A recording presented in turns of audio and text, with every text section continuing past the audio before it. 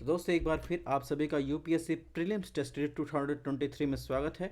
आज है Indian economy का टेस्ट नंबर 6 और इसके पहले टेस्ट फर्स्ट हम लोग कंप्लीट कर चुके हैं 100 क्वेश्चन के साथ। आज हम लोग infrastructure and manufacturing, industry, service sector और इंडियन फाइनेंशियल मार्केट और इंश्योरेंस को कवर करेंगे 100 क्वेश्चन में। तो प्रोसेस वही रहेगा, 20 क्वेश्चन की 5 क्लासेस होंगी और इसके बाद सारी पीडीएफ आपको हमारे टेलीग्राम चैनल पर मिल जाएगी। जब 100 क्वेश्चन कंप्लीट हो जाएगा एक टेस्ट का तब भी, और क्लासेस की जो पीडीएफ होंगी 20 क्वेश्चन की वो भी हिंदी और इंग्लिश में दोनों में क्लासेस होंगी। आप यहाँ से स्कैन कर सकते हैं या फिर स्टडी ऑन आईएएस सर्च कर सकते हैं। और आपको टेस्ट अगर पसंद आ रहा हो तो चैनल को शेयर कीजिए, ज़्यादा से ज़्यादा लोगों तक पहुँचाइए और लाइक कीजिए, सब्सक्राइब कीजिए ताकि अपडेट आपके पास पहले मिल सके, क्योंकि ये टेस्ट जब तक प्रीलिम्स का एग्ज़ाम नहीं हो जाता तब तक ये जारी रहेगा। बात करें फर्स्ट क्वेश्चन की, तो इसमें आधारभूत अवसंरचना यानी बुनियादी ढांचा के विकास के संदर्भ में कुछ कथन दिए गए हैं, उसमें बताना है कौन सा कथन गलत है।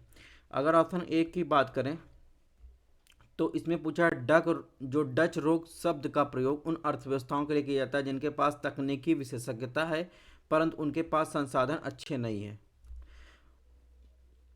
ऑप्शन दो की बात करें तो ऑप्शन दो जो है आधारभूत अवसंरचना का विकास अर्थव्यवस्था को एक सकारात्मक रूप देता है।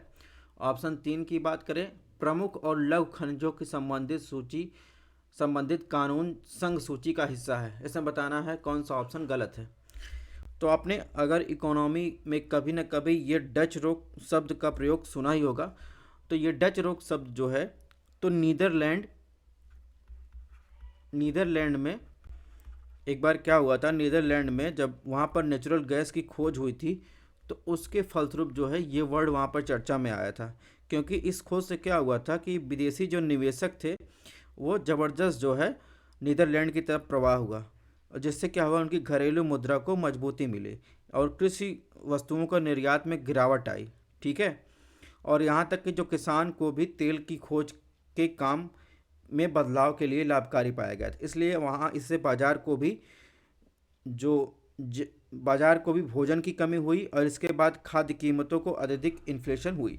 तो इस प्रकार देखेंगे तो नीदरलैंड में जो नेचुरल गैस की खोज हुई थी उसके फलस्वरूप जो हुआ था तो उसके संदर्भ में ये उपयोग किया जाता है। इस प्रकार ये ऑप्शन गलत है। ऑप्शन दो की बात करें तो ऑप्शन दो सही है, यानी जो बेसिक नीड्स या बेसिक इंफ्रास्ट्रक्चर की बात करें तो उसका जो है आमतौर पर जो है परियोजना के आसपास के क्षेत्र में रोजगार वृद्धि के साथ सकारात्मक के अंतर संबंधित होता है। इसलिए आधारभूत अवसंरचना का निर्माण अर्थव्यवस्था के विकास से जुड़ा हुआ है। ठीक है, तो ये ऑप्शन सही है।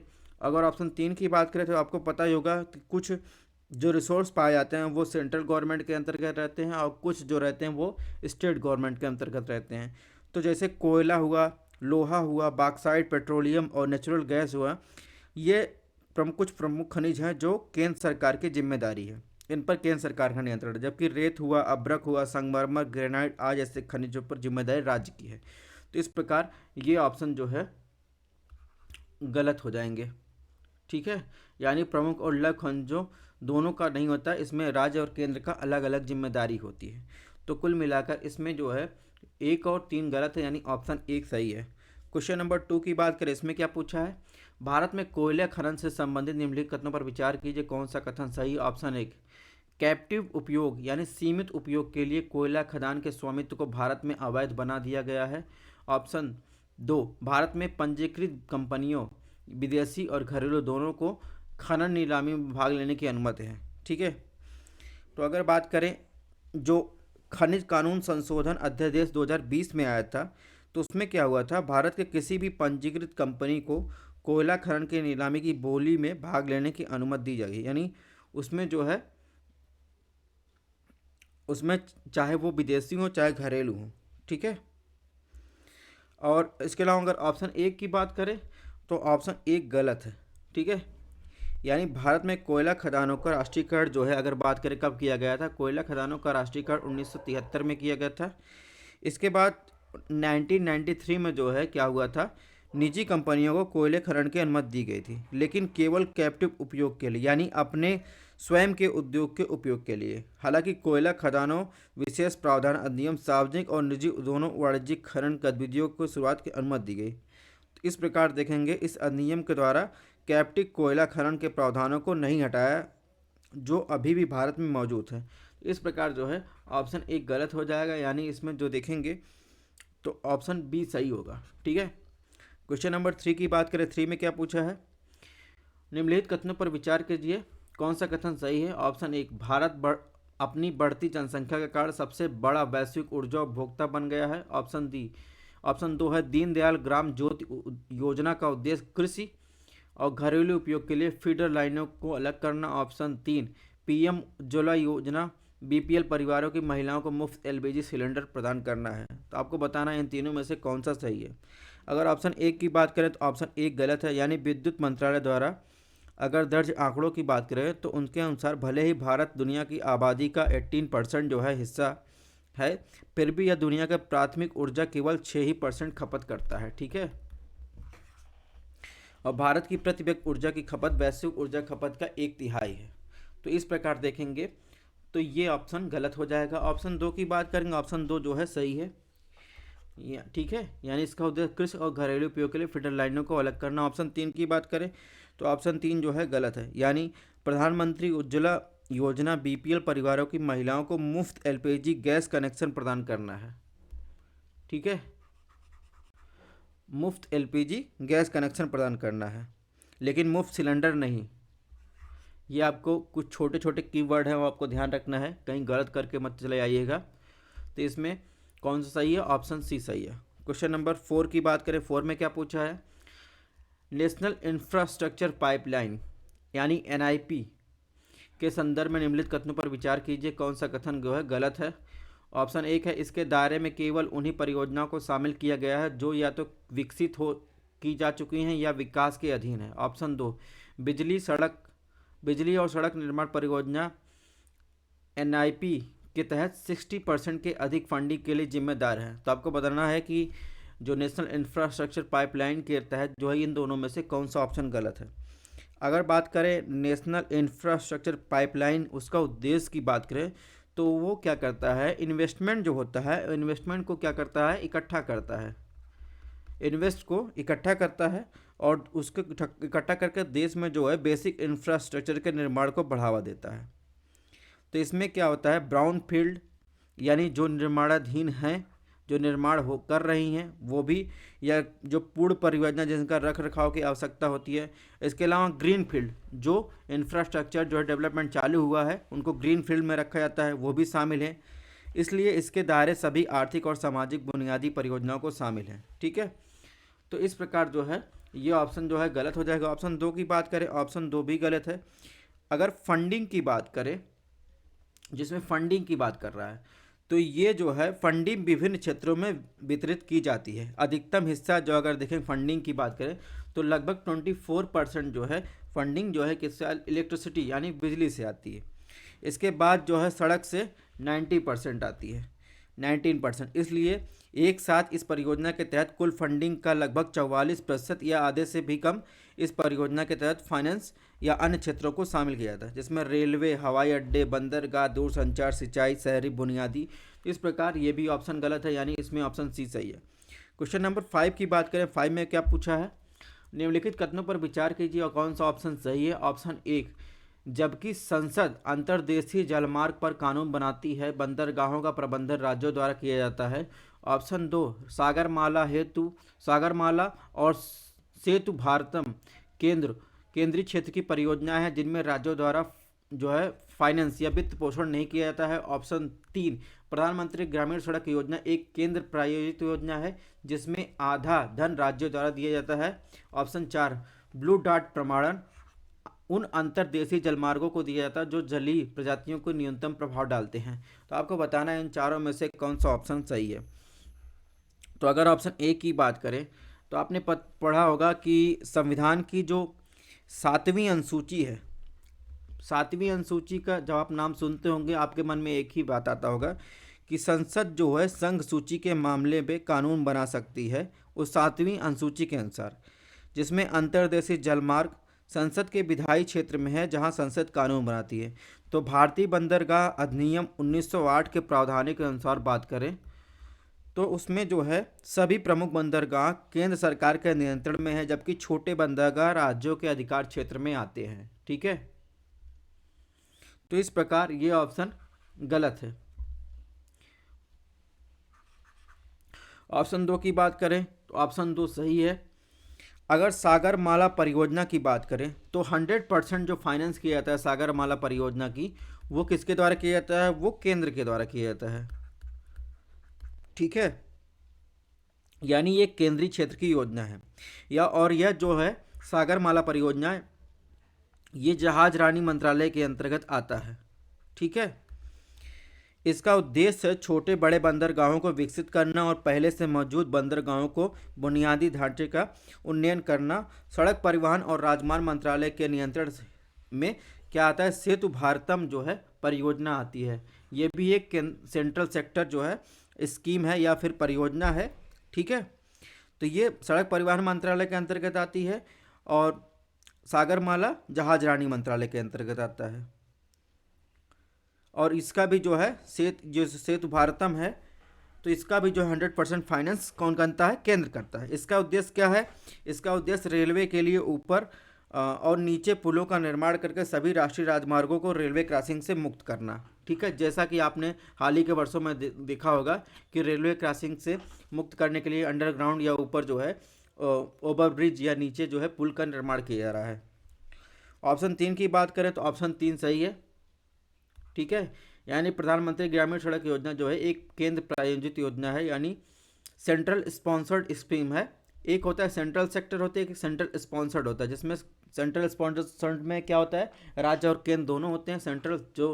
सेंट्रल सेक्टर स्कीम होती है उसमें जो केंद्र का पैसा लगता है। ऑप्शन 4 की बात करें तो ऑप्शन 4 जो है गलत है, यानी ब्लू डार्ट प्रमाणन नेटवर्क संयुक्त राज्य अमेरिका द्वारा प्रस्तावित किया गया था और इसमें जापान ऑस्ट्रेलिया शामिल है। भारत अभी इसका सदस्य नहीं है। ठीक है,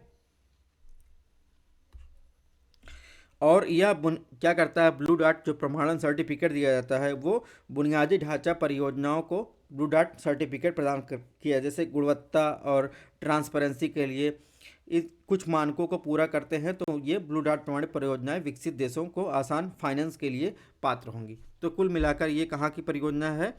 ये यूएसए द्वारा प्रस्तावित किया गया था, इसमें जापान ऑस्ट्रेलिया शामिल हैं।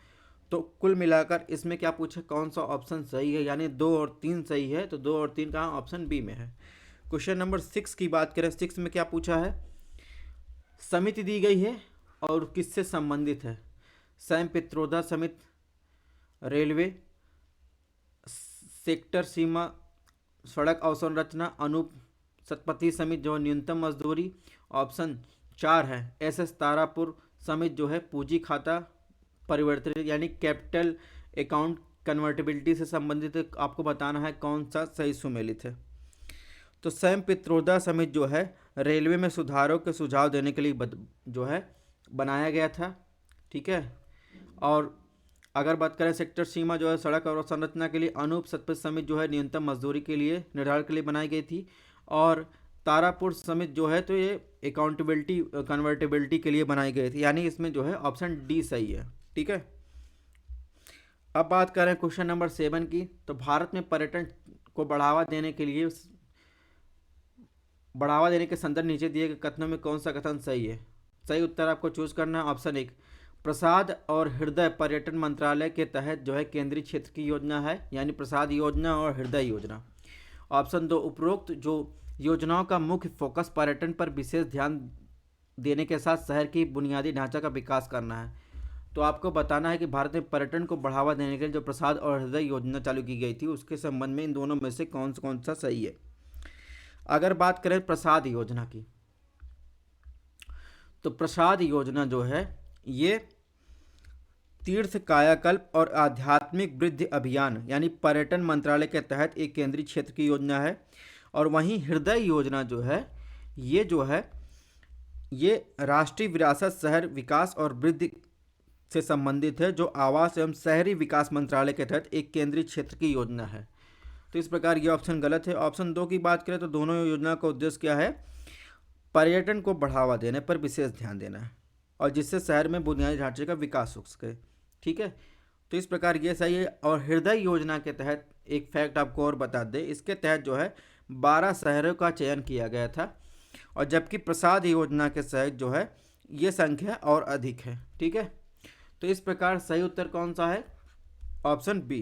क्वेश्चन नंबर 8 की बात करें, 8 में क्या पूछा है? औद्योगिक क्षेत्र यानी इंडस्ट्रियल सेक्टर के संदर्भ में आपको कौन सा कथन सही है, इन तीनों में से बताना है। ऑप्शन 1 है उत्पादन से जुड़ी प्रोत्साहन योजना आत्मनिर्भर भारत के तहत शुरू की गई थी, जो औद्योगिक सुधारों से संबंधित है। ऑप्शन 2 कुल मूल्य वर्धित वृद्धि यानी ग्रॉस वैल्यू एडिशन में 2011-12 से औद्योगिक क्षेत्र में योगदान लगातार गिरावट आ रही है। ऑप्शन 3 8 प्रमुख उद्योगों के सूचकांक का औद्योगिक उत्पादन सूचकांक लगभग 40% योगदान है। तो आपको बताना है कि इंडस्ट्रियल सेक्टर से रिलेटेड ये तीनों में से कौन सा ऑप्शन सही है। अगर ऑप्शन ए की बात करें दोस्तों, तो इसमें क्या हुआ है, जो विनिर्माण को बढ़ावा देने के लिए 10 मुख्य क्षेत्रों में आत्मनिर्भर भारत अभियान के चरण जो है 3 के तहत जो है उत्पादन से जुड़ी प्रोत्साहन योजना शुरू की गई थी। योजना का उद्देश्य था आधार वर्ष के संबंध में किसी भी उत्पाद में वृद्धिशील बिक्री को प्रोत्साहन प्रदान करना। ठीक है, तो इस प्रकार जो है ये औद्योगिक सुधारों संबंधित है, ये बात तो सही है। ऑप्शन 2 की बात करें तो सर्वेक्षण के आंकड़ों के अनुसार बात करें तो वर्ष 2021 में औद्योगिक क्षेत्र में 9.2% जो है नकारात्मक वृद्धि होने का अनुमान था, जिसमें सकल मूल्यवर्धन के कुल योगदान जो है 25.8% है। तो यह देखा गया कि उद्योगों के 2011-12 से लगातार गिरावट दर्ज की गई है। तो ये सर्वेक्षण जब हुआ था उसके अनुसार जो है, जो 2021 में हुआ था, तो ये इसके अनुसार जो है ये ऑप्शन सही है। ऑप्शन 3 की बात करें, ऑप्शन 3 सही है, यानी कोयला, कोल, इसके अलावा जो है जो तेल है यानी कच्चा तेल, इसके अलावा नेचुरल गैस की बात करें, रिफाइनरी इंडस्ट्री की बात करें और उर्वरक की बात करें, स्टील, सीमेंट, बिजली सहित ये कुल जो मिलाकर 8 कोर उद्योग हैं। तो आपको ध्यान रखना है इसमें कौन कौन से 8 कोर उद्योग हैं। 8 कोर उद्योगों में जो है कौन कौन से आते हैं? कोयला आता है, इसके अलावा आता है कच्चा तेल या नेचुरल गैस की बात करें, उसके अलावा रिफाइनरी उत्पाद, उर्वरक, स्टील, सीमेंट, बिजली। तो इन 8 उद्योगों को मिलाकर एक इंडेक्स तैयार किया जाता है जिसे इंडस्ट्रियल उत्पादन सूचकांक। अगर इसमें खनन, विनिर्माण और बिजली से बना में अगर लगभग 40% योगदान देता है, जो ये बात कह रहा है औद्योगिक उत्पादन में, तो ये बात सही है। ठीक है, यानी इसमें ऑप्शन डी सही है, 1 2 3। क्वेश्चन नंबर 9 की बात करें, 9 में क्या पूछा है? निम्नलिखित कथनों पर विचार करें। ऑप्शन 1 स्टार्टअप सिस्टम को बढ़ावा देने के लिए देश की प्रमुख टीयर फर्स्ट शहरों में स्टार्टअप यात्रा का आयोजन किया जाता है। ऑप्शन 2 वर्ष 2019-20 के लिए विनिर्माण क्षेत्र में कुल विदेशी प्रत्यक्ष निवेश अंतर प्रवाह में वृद्धि हुई। कौन सा कथन गलत है? अगर ऑप्शन 1 की बात करें तो देश के जो टीयर 2 और टीयर 3 शहर में स्टार्टअप यात्रा पहल का आयोजन किया गया है और यह उद्यमशीलता यानी एंटरप्रेन्योरशिप की प्रतिभा की तलाश में बूट कैंप का आयोजन करता है। आर्थिक सर्वेक्षण जो 2020-21 के जो आंकड़े हैं, ठीक है, मैं 2020-21 के आंकड़े बता रहा हूँ, उनके द्वारा जो आंकड़े उपलब्ध कराए गए हैं उसमें 23 शहरों और 207 जिलों में ये जो है आयोजन किया गया था। तो इसमें जो है टीयर फर्स्ट ने टीयर 2 और टीयर 3 के शहर शामिल होते हैं। ऑप्शन 2 की बात करें तो ऑप्शन 2 जो है सही, यानी औद्योगिक क्षेत्र में कुल विदेशी प्रत्यक्ष निवेश का अंतर प्रवाह पिछले वर्ष में 44.37 बिलियन अमेरिकी डॉलर रहा। अमेरिकी डॉलर से बढ़कर जो है ये कितना हो गया? 49.98 जो है यूएस डॉलर हो गया। ठीक है, तो इस प्रकार जो है ये ऑप्शन जो है सही है। तो इसमें ऑप्शन 1 जो है गलत है। क्वेश्चन नंबर 10 की बात करें, 10 में क्या पूछा है? एमएसएमई के संदर्भ में निम्नलिखित कथनों में कौन सा कथन गलत है? ऑप्शन एक, यह कृषि क्षेत्र के बाद दूसरा सबसे बड़ा रोजगार सृजन करता है। ऑप्शन दो, यह देश के कुल निर्यात में आधे का योगदान देता है। ऑप्शन तीन, यह सकल घरेलू उत्पाद में एमएसएमई का प्रतिशत योगदान जो है परिधान क्षेत्र के समान ही है। ठीक है, कौन सा कथन सही है? तो अगर बात करें एमएसएमई लगभग 11 करोड़ लोगों को रोजगार देता है। हालांकि यह कपड़ा और परिधान क्षेत्र है जो कृषि क्षेत्र के बाद दूसरा सबसे बड़ा रोजगार उत्पादक है। ठीक है, इस प्रकार जो है यह ऑप्शन गलत हो जाएगा। ऑप्शन दो की बात करें तो भारत से होने वाले कुल निर्यात का आधा हिस्सा जो है एमएसएमई उद्यम का है। एमएसएमई न केवल अधिक व्यक्तियों को रोजगार देता है, साथ ही उन उद्योगों के साथ प्रतिस्पर्धा नहीं है, बल्कि उनका एक पूरक के रूप में कार्य करता है। ठीक है, ऑप्शन दो सही। ऑप्शन तीन की बात करें, ऑप्शन तीन गलत है, यानी जीडीपी में परिधान क्षेत्र का योगदान कितना है? 2% है, और जबकि एमएसएमई का कितना है? 30% है, जो परिधान और कपड़ा क्षेत्र का लगभग 15 गुना है। हालांकि भारत दुनिया में परिधान और कपड़ा का छठा सबसे बड़ा निर्यातक है। तो इस प्रकार देखेंगे इसमें कौन सा कथन जो है इसमें पूछा है सही है, यानी सकल घरेलू उत्पाद एमएसएमई का प्रतिशत योगदान उसके क्षेत्र के समान है, ये बात तो गलत है। तो इसमें पूछा है कौन सा ऑप्शन सही है, तो सही है कौन सा? इसमें जो है इसमें पूछा है, इसमें गलत पूछा है ना, गलत के हिसाब से कौन सा ऑप्शन सही होगा? यानी एक और तीन, यानी ऑप्शन सी। ठीक है, क्वेश्चन नंबर 11 की बात करें तो 11 में क्या पूछा है? निम्नलिखित योजनाओं पर विचार करें, उपयुक्त में से कौन सा कपड़ा और परिधान क्षेत्र का बढ़ावा देना सम्मिलित है? यानी टेक्सटाइल और अप्रैल सेक्टर की बात कर रहा है। ऑप्शन एक है चैंपियन पोर्टल, ऑप्शन दो उद्यम पोर्टल, ऑप्शन तीन संशोधित प्रौद्योगिकी उन्नयन निधि योजना, ऑप्शन चार समर्थ योजना। तो कौन सा इसमें कपड़ा और परिधान क्षेत्र को बढ़ावा देने से संबंधित है निम्नलिखित योजना ये पोर्टल को देखते हुए? तो इसमें देखेंगे जो ये संशोधित प्रौद्योगिकी उन्नयन निधि योजना है ये, और इसके अलावा समर्थ योजना, ये दोनों कपड़ा और परिधान क्षेत्र को बढ़ावा देने से संबंधित है। ठीक है, यानी ऑप्शन सी। यानी अगर बात करें जो उद्यम पोर्टल की बात, उद्यम पंजीकरण पोर्टल क्या है, किससे संबंधित है? एमएसएमई से संबंधित है, जो क्या करता है सूक्ष्म और लघु मध्यम उद्योगों को पंजीकरण के लिए एकमात्र सरकारी पोर्टल है। तो ये किससे संबंधित है? एमएसएमई के। इसके अलावा अगर बात करें तो चैंपियन जो है उत्पादन और राष्ट्रीय शक्ति को बढ़ाने के लिए आधुनिक प्रक्रियाओं के चैंपियन या निर्माण सामंजस्यपूर्ण अनुप्रयोग के उद्देश्य से छोटी व्यावसायिक इकाइयों के समर्थन से पर्याप्त क्या करता है? शिकायत निवारण तंत्र प्रदान करने में मदद करता है। ठीक है, तो कुल मिलाकर ये तीन और चार जो है किससे संबंधित? कपड़ा और परिधान क्षेत्र से संबंधित है। क्वेश्चन नंबर 12 की बात करें, इसमें क्या पूछा है? इसमें पूछा है ट्रेड्स यानी व्यापार छूट सिस्टम के संदर्भ में निम्नलिखित कथनों पर विचार करें, कौन सा कथन इसमें गलत है? तो ऑप्शन एक देखेंगे तो यह व्यापार प्राप्तियों का उपयोग सूक्ष्म और लघु मध्यम उद्यमों द्वारा ऋण जुटाने के उद्देश्य से किया जाता है। ऑप्शन दो की बात करें तो ये केवल तभी उत्पन्न होता है जब राशि कॉरपोरेट खरीदार से देय होती है। ऑप्शन तीन की बात करें, इसमें क्या पूछा है? रिसीवेबल्स एक्सचेंज ऑफ इंडिया यानी भारतीय प्राप्त विनिमय की स्थापना सेबी के तहत प्राप्तियों को उत्पादन की सुविधा के लिए की गई थी। तो तीनों में से बताना है कि ट्रेड्स के संबंध में कौन सा ऑप्शन गलत है। अगर ऑप्शन ए की बात करें तो व्यापार प्राप्त छूट सिस्टम या ट्रेड्स की बात करें तो वो एक ऑनलाइन प्लेटफॉर्म के माध्यम से एक रसीद है जिसका उद्देश्य एमएसएमई उद्यमों के व्यापार प्राप्तियों को फाइनेंस देना है। ठीक है, तो इस प्रकार बात करें तो ये जो है ऑप्शन एक जो है गलत है।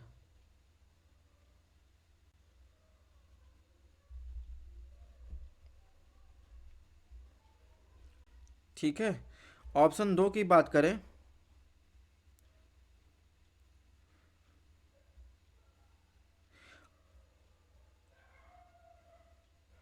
ऑप्शन दो जो है, जो ट्रेड्स के बारे में, विक्रेता को क्या करता है, एक सूक्ष्म लघु मध्यम यानी एमएसएमई होना चाहिए, जबकि खरीदार एक कॉरपोरेट इकाई पीएसयू या सरकार हो सकता है। तो यह केवल तभी उत्पन्न होता है जब राष्ट्र कॉरपोरेट खरीद सकते, ये बात गलत है, यानी कॉरपोरेट जरूरी नहीं है। या क्या है, या एक जो है कॉरपोरेट इकाई हो सकती है, पीएसयू या सरकार हो सकती है। ऑप्शन तीन की बात करें तो 2016 में भारतीय लघु उद्योग विकास बैंक सिडबी और नेशनल स्टॉक एक्सचेंज द्वारा एक संयुक्त उद्यम के रूप में स्थापित रिवर्सिबल एक्सचेंज ऑफ इंडिया के संबंध में आरबीआई के दिशा निर्देशों के अनुसार ट्रेड्स की प्रक्रिया को सुविधाजनक बनाता है। तो ये सेबी के साथ इसमें कौन शामिल था, इसमें सिडबी भी शामिल था। ठीक है, तो ये भी ऑप्शन गलत है, यानी इसमें ऑप्शन डी सही होगा। क्वेश्चन नंबर 13 की बात करें, इसमें क्या पूछा है, तो जेम पोर्टल के संबंध में नीचे दिए कथनों में से कौन सा कथन सही है। ऑप्शन एक, या केंद्र और राज्य सरकार द्वारा कृषि वस्तुओं के खरीद से संबंधित। ऑप्शन दो, पोर्टल को वाणिज्य और उद्योग मंत्रालय द्वारा लॉन्च किया गया था। तो मार्केट प्लेस या जिसे जेम पोर्टल 2016 में केंद्र और राज्य सरकार, सार्वजनिक क्षेत्र के उपक्रम और अन्य स्वायत्त संस्थानों और स्थानीय निकायों द्वारा सामान्य उपयोग की वस्तुओं और सेवाओं की खरीद के लिए एक पोर्टल के रूप में लॉन्च किया गया था। यह व्यापार करने में आसानी को बढ़ावा देने और खरीद की प्रक्रिया को सुविधाजनक बनाने के लिए यह प्रयासरत रहता है। तो इस प्रकार देखेंगे ये ऑप्शन जो है गलत है। ऑप्शन दो की बात करें, ऑप्शन दो सही है, यानी यह पोर्टल जो है वाणिज्य और उद्योग मंत्रालय द्वारा लॉन्च किया गया और फाइनेंस मिनिस्ट्री ने सरकारी यूजर्स के लिए जेम पोर्टल की खरीदारी करना अनिवार्य कर दिया है। तो इस प्रकार जो है इसमें ऑप्शन दो सही होगा। क्वेश्चन नंबर 14 देखते हैं, इसमें क्या पूछा है। औद्योगिक उत्पादन सूचकांक के संदर्भ में आपको बताना है, विचार करना है कौन सा कथन सही है। ऑप्शन है कि यह खनन, विनिर्माण, निर्माण तथा बिजली क्षेत्रों से उत्पादित वस्तुओं की मात्रा परिवर्तन को मापता है। ऑप्शन दो, वाणिज्य और उद्योग मंत्रालय द्वारा औद्योगिक उत्पादन सूचकांक और प्रमुख उद्योगों दोनों के लिए डेटा तैयार किया जाता है। ऑप्शन तीन, औद्योगिक उत्पादन सूचकांक और प्रमुख उद्योगों को सूचकांक दोनों में बिजली के सबसे कम भारांश दिया गया है।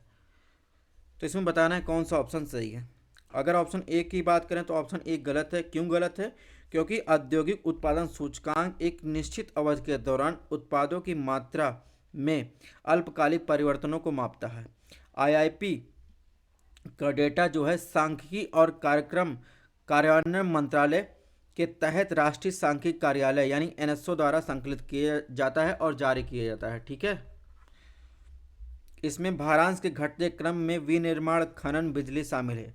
निर्माण इसका हिस्सा नहीं है, ये बात ध्यान रखना है, निर्माण इसका हिस्सा नहीं है। ऑप्शन दो की बात करें तो ऑप्शन दो गलत है। क्यों गलत है, क्योंकि आईआईपी के आंकड़े सांख्यिकी और कार्यक्रम कार्यान्वयन मंत्रालय के तहत जो है एनएसओ कार्यालय द्वारा संकलित जारी किया जाता है, जबकि 8 प्रमुख उद्योगों के सूचकांक के तहत डेटा जो है वाणिज्य और उद्योग मंत्रालय द्वारा जारी किया जाता है। ऑप्शन तीन की बात करें तो ऑप्शन तीन भी गलत है। 8 प्रमुख उद्योगों का बात करें तो रिफाइनरी उत्पाद, बिजली, स्टील, कोयला, कच्चा तेल, प्राकृतिक गैस, सीमेंट, उर्वरक से बना है, जो उन्हें दिए गए भार के घटते क्रम में है। आईआईपी में बिजली को सबसे कम भारांश दिया गया है, जबकि 8 प्रमुख उद्योगों के इंडेक्स के तहत उर्वरक को सबसे कम भारांश दिया गया है। तो इस प्रकार ये भी गलत है। तो कौन सा कथन सही है, ऑप्शन डी, तीनों में से जो है कोई नहीं सही है। क्वेश्चन नंबर 15 की बात करें, इसमें क्या पूछा है। भारत में सेवा क्षेत्र के संदर्भ में निम्नलिखित कथनों पर विचार कीजिए। ऑप्शन एक, सभी राज्यों में जीएसवीए में सेवा क्षेत्र का योगदान 25% होता है। ऑप्शन दो, जीवीए में सेवाओं की हिस्सेदारी पिछले 5 वर्षों से लगातार बढ़ रही है। ऑप्शन तीन, सॉफ्टवेयर निर्यात में भारत के कुल सेवा आधे से अधिक शामिल है। कौन सा ऑप्शन गलत है। अगर बात करें तो ऑप्शन एक की तो 33 राज्यों और केंद्र शासित प्रदेशों को मिलाकर बात करें तो 15 में सेवा का जीएसवीए पर 50% से अधिक हिस्सा है। चंडीगढ़ और दिल्ली में जीएसवीए जो कितना है 85% से अधिक सेवा की उच्च हिस्सेदारी के साथ विशेष रूप से खड़े हैं, जबकि सिक्किम का हिस्सा कितना है 27.02% है, सबसे कम है। इस प्रकार सभी राज्यों के केंद्रशासित प्रदेशों में यह 25% से अधिक है। तो ये ऑप्शन सही हो जाएगा। ऑप्शन दो की बात करें तो अगर आर्थिक सर्वेक्षण की बात करें तो उसके डाटा के अनुसार जो है पिछले वर्ष की तुलना में जो है सकल घरेलू उत्पाद में सेवाओं का योगदान की हिस्सेदारी गिरावट आई है। यानी जीवीए के घटक का हिस्सा जो है इस प्रकार है। तो इस प्रकार लगातार बढ़ रही ये बात जो है गलत है। ऑप्शन 3 की बात करें, ऑप्शन 3 भी गलत है। यानी आर्थिक सर्वेक्षण के अनुसार कुल सेवा निर्यात में 49.3% जो है सॉफ्टवेयर निर्यात शामिल है। वे डिजिटल समर्थन, क्लाउड सेवाओं और बुनियादी ढांचे का आधुनिकीकरण की मांग के साथ महामारी के पृष्ठ को प्रतिरोध बने हैं। तो इस प्रकार जो है ऑप्शन 3 भी गलत है। तो इसमें कौन सा सही है? ऑप्शन 2 और 3 जो है इसके हिसाब से सही है, ऑप्शन सी। क्वेश्चन नंबर 16 की बात करें, भारत में निम्नलिखित में कौन भारत में श्रम बल का हिस्सा नहीं है? ऑप्शन 1 रोजगार की तलाश में 16 साल के बेरोजगार पुरुष, ऑप्शन 2 25 साल का पूर्णकालिक इंजीनियर छात्र, ऑप्शन 3 30 साल की उम्र में रिसर्च वर्कर, ऑप्शन 4 70 साल का नियोक्ता। तो आपको उत्तर जो है चूज करना है। निम्नलिखित में कौन सा भारत में श्रम बल का हिस्सा नहीं है? तो अगर बात करें तो श्रम बल की भागीदारी दर अर्थव्यवस्था में वर्तमान रोजगार में या रोजगार चाहने वालों का जो वर्ष की बात करें तो 16 से 64 वर्ष की आयु के वर्ग को कामकाजी आबादी का हिस्सा माना जाता है। श्रम बल उन लोगों की गणना नहीं करता है जो अभी शोध कर रहे हैं या गृहिणी हैं, 64 वर्ष से अधिक आयु के लोग हैं। इसलिए देखेंगे तो केवल पहला विकल्प जो है ये विकल्प जो है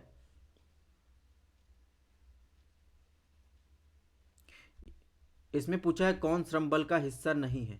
तो श्रम बल का हिस्सा देखेंगे तो 25 साल का पूर्णकालिक इंजीनियर और 30 साल का जो रिसर्च वर्कर है, इसके अलावा 70 साल का नियोक्ता, ये तीनों जो है श्रम बल का हिस्सा नहीं है। ऑप्शन बी जो है सही होगा। क्वेश्चन नंबर 70 की बात करें, निम्नलिखित में कौन सेवाओं के चैंपियन क्षेत्र में शामिल है? ऑप्शन 1 लेख और वित्त, ऑप्शन 2 ऑडियो विजुअल, ऑप्शन 3 रत्न और आभूषण। तो अगर बात करें इसमें 1 और 2 ऑप्शन सही है, ठीक है। यानी सचिवों के समूह की बात करें तो सचिवों के समूह ने प्रधानमंत्री को अपनी सिफारिश में कई क्षेत्रों को चैंपियन क्षेत्र के रूप में पहचाना था। यह एक परिकल्पित किया गया है कि इन क्षेत्रों को केंद्रित और निगरानी कार्य योजना के कारण के माध्यम से भारत की अर्थव्यवस्था में प्रतिस्पर्धात्मक को बढ़ावा देने के लिए जबरदस्त क्षमता है, जिससे जीडीपी के विकास को बढ़ावा मिल सकता है, अधिक रोजगार पैदा हो सकता है, वैश्विक बाजारों को निर्यात को बढ़ावा मिल सकता है। तो इसके द्वारा क्या किया गया था, वाणिज्य और उद्योग मंत्रालय द्वारा 12 चैंपियन क्षेत्र के लिए एक कार्य योजना की पहचान की गई थी, ठीक है। तो इसमें जो है अगर बात करें तो 12 क्षेत्रों में आईआईटी सक्षम सेवाएं, पर्यटन, आतिथ्य, चिकित्सा, मूल्य यात्रा, परिवहन, रसद, लेखा और वित्त, ऑडियो विजुअल, कानूनी संचार, निर्माण संबंधित इंजीनियर, पर्यावरण और फाइनेंस और शिक्षा, तो ये जो है शामिल किए गए थे। रत्न आभूषण इसमें शामिल नहीं था। इस प्रकार ऑप्शन 1 और 2 यानी ऑप्शन ए सही है। क्वेश्चन नंबर 18 की बात करें, इसमें क्या पूछता है? इसमें पूछता है उपभोक्ता संरक्षण अधिनियम 2019 के संबंध में कौन सा कथन जो है गलत है? ऑप्शन 1 यह उपभोक्ता को उस व्यक्ति के रूप में परिभाषित किया गया जाता है जो व्यक्तिगत उपभोग या पुनर्विक्रय के लिए सामान खरीदता है। ऑप्शन 2 1 करोड़ रुपए तक के मामलों का अधिकार जिला उपभोक्ता विवाद निवारण आयोग के पास होगा। ऑप्शन 3 शिकायत एक उपभोक्ता अदालत में दर्ज की जानी चाहिए जहां विक्रेता कार्यालय स्थित है। तो ऑप्शन 1 की बात करें, इसमें जो है यह ऑप्शन गलत है। यानी जो उपभोक्ता कंज्यूमर होगा एक ऐसे व्यक्ति के रूप में परिभाषित किया जाता है जो कोई वस्तु खरीदता है या किसी सेवा को खरीदता है। तो इसमें इलेक्ट्रॉनिक माध्यम होगा, टेली शॉपिंग या मल्टी लेवल मार्केटिंग या डायरेक्ट सेलिंग के माध्यम से या ऑफलाइन या ऑनलाइन सहित सभी माध्यमों के ये लाभ उठा सकता है, ठीक है। ऑप्शन 2 की बात करें, ऑप्शन 2 जो है सही, यानी 1 करोड़ रुपए तक के मामले को अधिकार जिला उपभोक्ता विवाद निवारण आयोग के पास जो है होता है।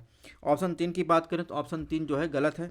यानी 1986 के अधिनियम में उपभोक्ता अदालत में जहां विक्रेता कार्यालय में स्थित है शिकायत दर्ज कराने का प्रावधान था, लेकिन जब वही अमेंडमेंट हुआ उपभोक्ता संरक्षण अधिनियम 2019 में, तो इसमें क्या किया गया, जहां शिकायत करता रहता है या काम करता है या कानून उपभोक्ता के लिए अधिक अनुकूल बनाने के लिए किया जाता है, ठीक है। तो इस प्रकार जो है इसमें ऑप्शन सी जो है सही होगा। क्वेश्चन नंबर 90 की बात करते हैं। इसमें क्या पूछा है? इसमें पूछा है भारतीय अर्थव्यवस्था में सेवा क्षेत्र के बारे में निम्नलिखित कथनों पर विचार करें। ऑप्शन एक, सेवा क्षेत्र में सबसे अधिक निर्यात के लिए यात्रा परिवहन का हिस्सा। ऑप्शन दो, तेलंगाना के पास जीएसवीए में सेवाओं का उच्चतम हिस्सा जबकि सिक्किम के पास सबसे कम। तो सेवा निर्यात में सॉफ्टवेयर निर्यात की हिस्सेदारी सबसे अधिक है। ये बात आपको हमेशा ध्यान रखना, सॉफ्टवेयर निर्यात की हिस्सेदारी सबसे अधिक, जो कुल सेवाओं यानी सर्विस सेक्टर का निर्यात का कितना है, 49.3% है। ठीक है, तो इस प्रकार ये ऑप्शन गलत हो जाएगा। ऑप्शन दो की बात करें तो 33 केंद्र और केंद्र शासित प्रदेशों में 15 में से सेवा क्षेत्र का जो सकल राज्य मूल वर्धित यानी जीएसवीएम 50% से अधिक योगदान है। 8 राज्यों में सेवा क्षेत्र का जो जीएसवीए है वो 60% से अधिक योगदान है। कर्नाटक के पास जीएसवीए में सेवाओं का सबसे अधिक हिस्सा है, उसके बाद तेलंगाना, जबकि सिक्किम सबसे कम है। ठीक है, तो ये ऑप्शन गलत हो जाएगा। इसमें ऑप्शन डी जो है सही होगा। अब बात करें क्वेश्चन नंबर 20 की। तो भारतीय अर्थव्यवस्था के संदर्भ में निम्नलिखित कथनों पर विचार कीजिए। ऑप्शन एक, निगम कर का हिस्सा एक एकत्र किए गए प्रत्यक्ष कर के आयकर के हिस्से से अधिक है। ऑप्शन दो, चालू खाता घाटा पिछले पूरे एक दशक में नकारात्मक रहा। कौन सा कथन सही है? तो प्रत्यक्ष कर, जिसे मुख्य रूप से निगम कर या व्यक्तिगत आयकर के रूप में शामिल किया जाता है, तो सकल कर राजस्व का लगभग 55% है। ठीक है, ये ऑप्शन सही। ऑप्शन दो की बात करें तो भारत का चालू घाटा पिछले 10 वर्षों के सकल घरेलू उत्पाद का औसत लगभग 2.2% है। ठीक है,